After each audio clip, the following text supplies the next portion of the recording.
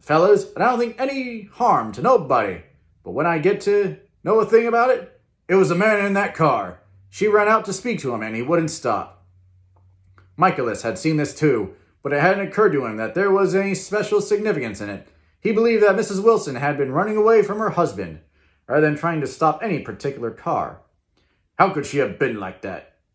She's a deep one, said Wilson, as if that answered the question. Ah. He began to rock again, and Michaelis stood twisting the leash in his hand. Maybe you got some friend that I could telephone for, George.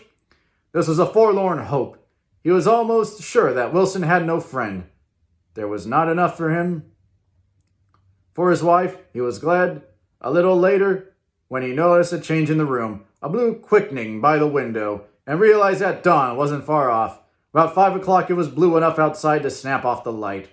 Wilson's glazed eyes turned out to the ash heaps, where small gray clouds took on fantastic shapes and scurried here and there in the faint dawn wind. I spoke to her, he muttered, after a long silence. I told her she might fool me, but she couldn't fool God. I took her to the window. With an effort, he got up and walked to the rear window and leaned with his face pressed against it. And I said, God knows what you've been doing.